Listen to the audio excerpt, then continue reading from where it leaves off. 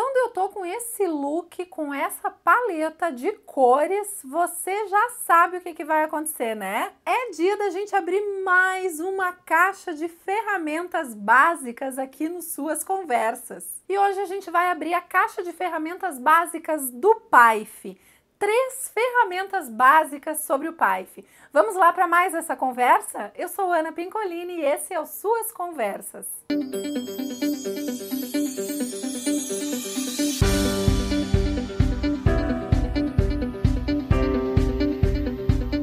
Olá, pessoal do Suas Conversas, tudo bem com vocês? Hoje a gente vai abrir mais uma caixa de ferramentas aqui no Suas Conversas. É o terceiro vídeo sobre caixas de ferramentas. O primeiro sobre caixas de ferramentas básicas do Suas, eu vou deixar aqui no card. E logo depois, no próximo card aqui, o segundo vídeo sobre caixa de ferramentas básicas do CRAS. E se você quiser deixar para olhar esses dois no final desse vídeo, também lá nas telas finais eu vou deixar esses 2 vídeos de caixas de ferramentas que a gente já fez aqui para vocês conferirem, tá bom? Mas antes de abrir essa caixa de ferramentas do PAIF, eu convido você a se inscrever aqui no canal, caso não seja inscrito, e clicar no sininho para ativar as notificações e ser avisado toda vez que tiver vídeo novo por aqui. Também já aproveita e deixa um like nesse vídeo, que isso passa para o YouTube a mensagem de que esse vídeo é conteúdo relevante e isso faz com que ele distribua esse vídeo para mais pessoas. A primeira ferramenta básica do PAIF, na verdade, são 2 ferramentas complementares. Nada mais, nada menos do que as nossas queridas orientações técnicas do PAIF em 2 volumes. Então é uma ferramenta que vale por 2. Eu costumo chamar a nossa primeira ferramenta básica de livros do guarda-chuva. A metáfora desse grande guarda-chuva sobre um conjunto variado de arranjos familiares faz menção à proteção que se quer ofertar às famílias a partir do PAIF. Se por um lado eu uso o nome gracioso livros do guarda-chuva ou livrinhos do guarda-chuva para me referir às orientações técnicas do PAIF, eles também têm um nome pomposo. Orientações técnicas sobre o PAIF, volume 1, o Serviço de Proteção e Atendimento Integral à Família PAIF, segundo a tipificação nacional dos serviços socioassistenciais. Como explica o subtítulo, esse volume 1 tem como objetivo aprofundar os elementos da tipificação, aquela matriz, descrição do serviço, trabalho social essencial, público-alvo, objetivos, impactos sociais esperados. Então ele vai pegar essa matriz da tipificação nacional e ele vai abrir, ele vai aprofundar como compreender essa matriz dentro do PAIF. Então, qual o trabalho social essencial do PAIF?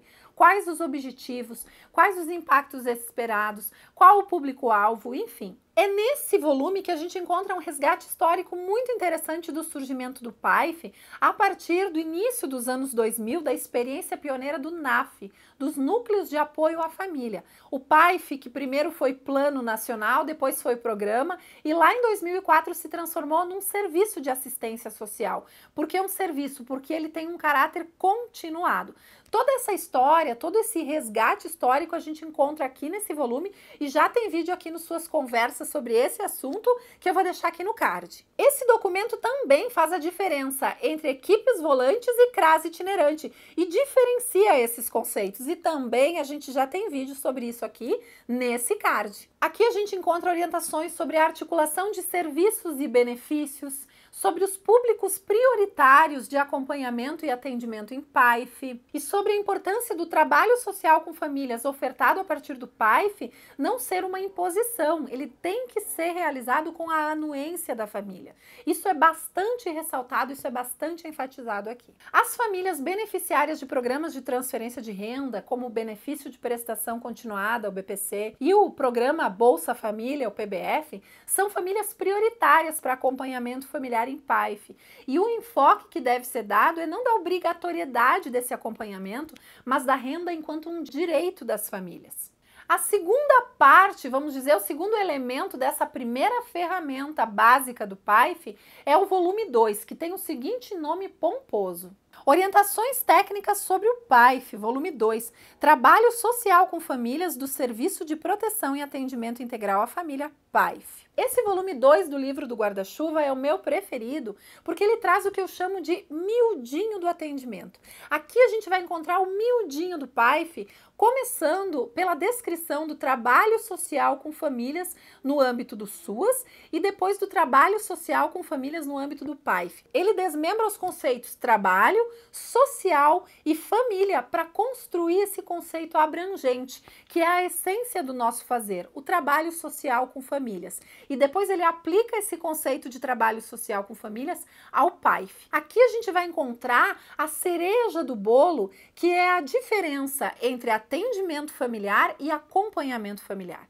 Enquanto o atendimento é uma resposta qualificada a demandas pontuais, a demandas cuja a resolução ou o atendimento ele seria de curto prazo, o acompanhamento tem a ver com um processo mais longo, um processo sistemático, um processo que vai se prolongar e que vai exigir necessariamente o estabelecimento de um PAF, de um plano de acompanhamento familiar, com compromissos firmados entre a família e a equipe que vai atender, os profissionais do PAIF que vão acompanhar essa família. Entre as modalidades de atendimento familiar do PAIF, a gente vai encontrar a acolhida, as oficinas com famílias, as ações comunitárias como campanhas, palestras, eventos comunitários e as ações particularizadas. Percebam que o PAIF tem ações dirigidas aos usuários, às famílias, como por exemplo a acolhida, e também tem ações dirigidas ao território, como é o caso das ações comunitárias, os eventos, as palestras e as campanhas. Nas modalidades de acompanhamento familiar, a gente vai encontrar o acompanhamento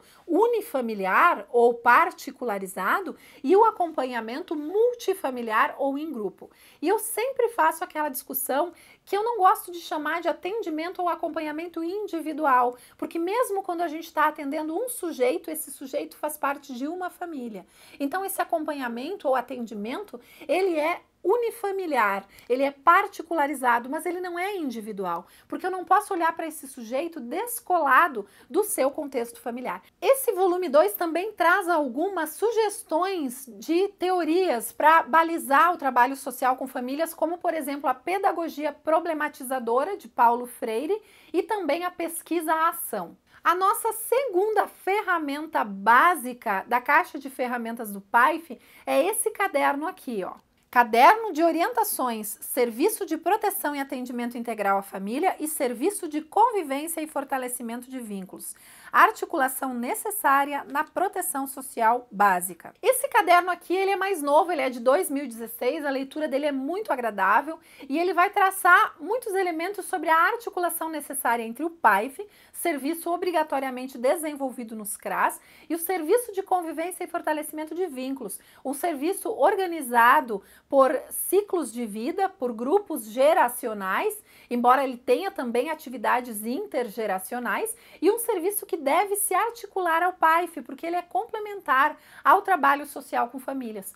Um dos elementos mais interessantes que a gente encontra nesse caderno é a diferença entre as oficinas do Serviço de Convivência e Fortalecimento de Vínculos e as oficinas próprias do PAIF, porque muita gente confunde e há muitas diferenças entre uma e outra ação. Outra importante questão trazida por esse caderno é a articulação socioassistencial da rede de proteção social básica nos territórios. Eu venho falando aqui que junto com o PAIF, a gestão da rede de proteção social básica no território e, em geral, os serviços de proteção social básica do território oferecem serviço de convivência e fortalecimento de vínculos, ela é uma função primordial, ela é uma das principais funções do CRAS. A gente também já tem vídeo aqui nas suas conversas sobre isso, e eu bato bastante nessa tecla porque isso dá articulação de rede no nível dos territórios. Então, a necessária articulação entre o serviço de convivência e fortalecimento de vínculos e o PAIF é trabalhada também nesse documento. A gente tem uma terceira ferramenta, também muito recente, uma ferramenta de 2018,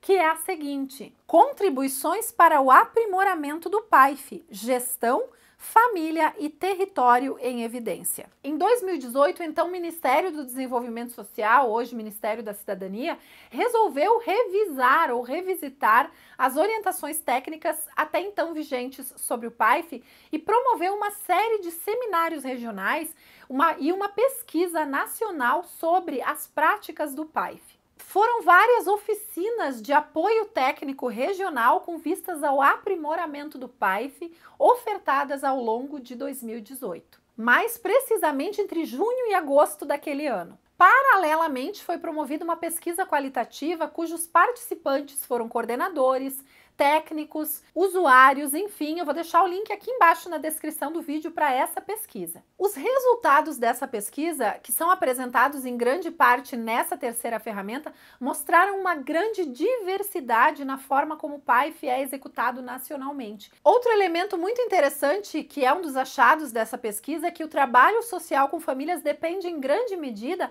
do saber fazer dos profissionais. O que é esse saber fazer? É a capacidade de articular aspectos teóricos e aspectos práticos no cotidiano dos serviços. É um saber que se transforma em práticas. Esse saber fazer é fundamental para que o PAIF atinja os seus objetivos, e isso ficou muito claro na pesquisa desenvolvida em 2018. Se identificou que muitas vezes, apesar dos profissionais terem o conhecimento técnico e o conhecimento teórico, uma série de questões vistas como, entre aspas, urgentes, mas que na verdade não são urgências, acabam irrompendo o cotidiano e acabam atrapalhando o planejamento. Por mais que os serviços não devam ser rígidos, a gente sabe que às vezes ocorrem exceções, muitas vezes essas emergências ou essas pseudo-emergências que acontecem no cotidiano atrapalham o desenvolvimento do trabalho social com famílias e interferem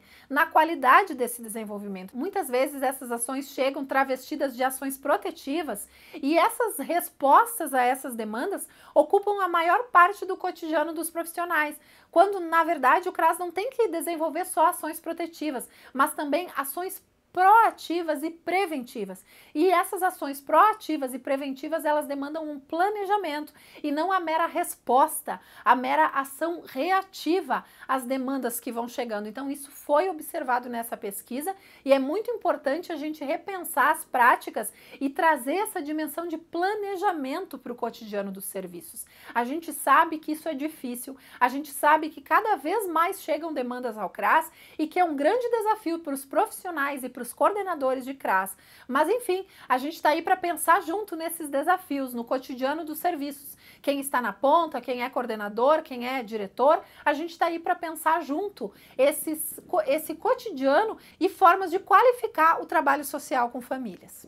Outro achado importante foi a dificuldade, especialmente nos municípios pequenos, da equipe acumular funções de PAIF e serviço de convivência e fortalecimento de vínculos, o que é agravado em municípios que não têm CREAS, que além de PAIF, serviço de convivência e fortalecimento de vínculos, muitas vezes o CRAS acaba absorvendo demandas de proteção especial. Quando a gente sabe que o ideal para municípios que não têm porte para ter um CREAS é ter uma equipe distinta para executar a proteção social especial.